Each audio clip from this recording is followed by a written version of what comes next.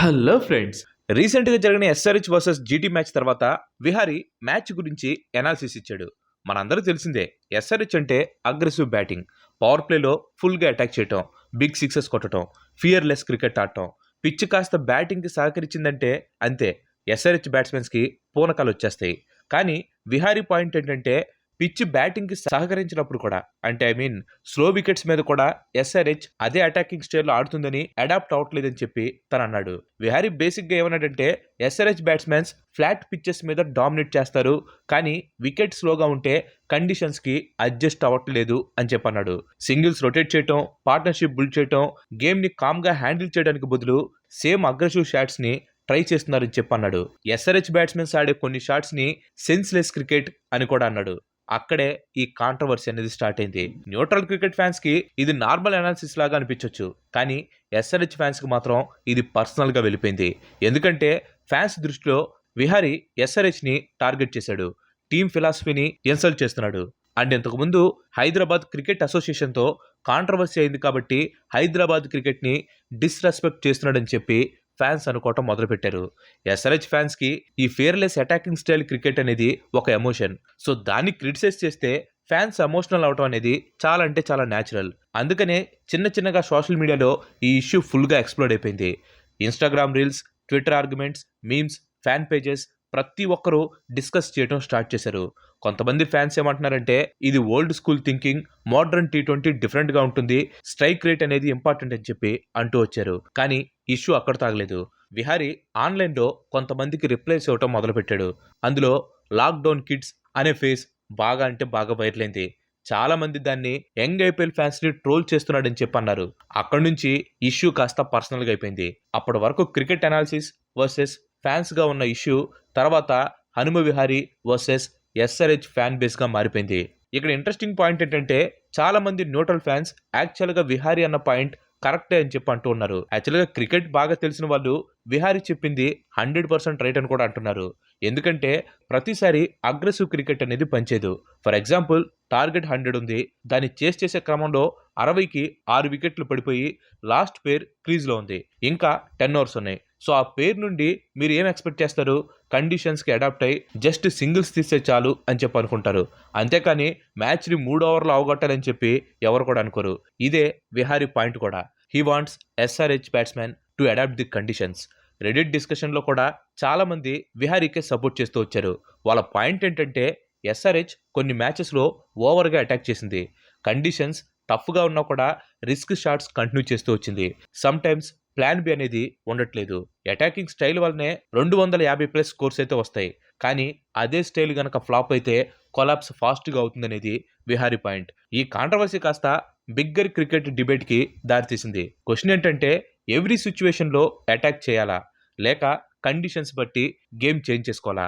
Old school players like Vihari అడాప్టబిలిటీని important అని చెప్పి అంటారు. మోడర్న్ T20 ఫ్యాన్స్ మాత్రం ఇంటెంట్ ఇంపార్టెంట్ అని చెప్పి అంటున్నారు. హానెస్ట్లీ రెండు సైడ్స్లో లాజిక్ ఉంది.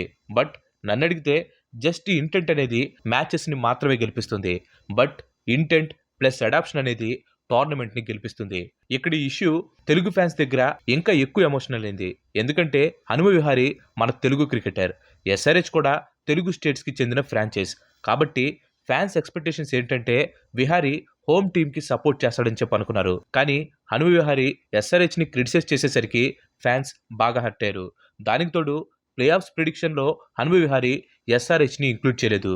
దీంతో ఫ్యాన్స్కి ఆగ్రహం ఇంకా ఎక్కువైపోయింది.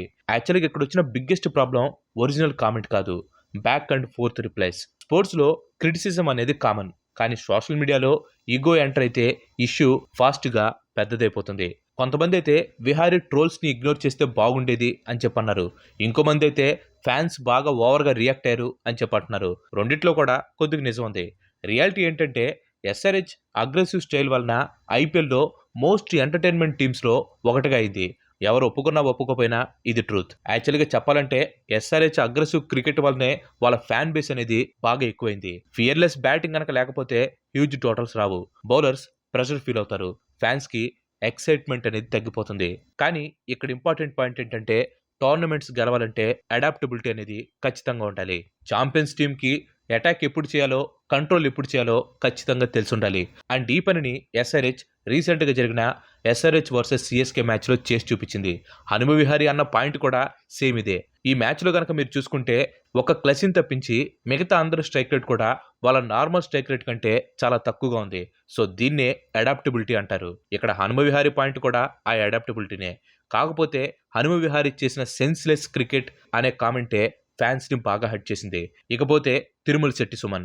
ఈ కాంట్రవర్సీలో ఎక్స్ క్రికెటర్ తిరుమల శెట్టి సుమన్ కూడా ఎంటర్ అయ్యాడు. ఎస్ఆర్హెచ్ చెన్నై మీద గెలిచినప్పుడు సుమన్ ఒక వీడియోని పోస్ట్ చేశాడు. ఎస్ఆర్హెచ్‌కి స్లో వికెట్స్ మీద ఆడటం రాదు అని కామెంట్స్ చేశారు. ఇప్పుడు ఎలా గెలిచింది మరి? ఛాంపియన్‌షిప్ గెలిచిన టీంకి ఎలా ఆడాలో తెలుసని చెప్పి ఇండైరెక్ట్‌గా హనుమ విహారీని ఉద్దేశిస్తూ ఆ వీడియోలో మాట్లాడాడు. ఆ వీడియోకి హనుమ విహారీ కూడా గట్టిగా ఆన్సర్ ఇచ్చాడు. నా మీద పడి వ్యూస్ తెచ్చుకొని డబ్బులు సంపాదించాలంటే చేసుకోండి, అంతేకాని నాకు క్రికెట్ రాదు, ఛాంపియన్స్ గెలవలేదు అంటే మాత్రం నేను ఊరుకోను. ఓన్లీ టీ20 క్రికెటే క్రికెటా, టెస్ట్ ఓడే క్రికెట్ కదా, బార్డర్ గవాస్కర్ ట్రోఫీ సిరీస్ని మర్చిపోయారా అని చెప్పి గట్టిగా ఇచ్చాడు. అంతేకాదు ఆ తర్వాత ఇంకో వీడియో పెట్టి నా జోలికి గనక వస్తే విహారీ లీక్స్ అని చెప్పి స్టార్ట్ చేసి భాగవతం అంతా కూడా బయట పెడతానని చెప్పి ఒక వార్నింగ్ కూడా ఇచ్చాడు.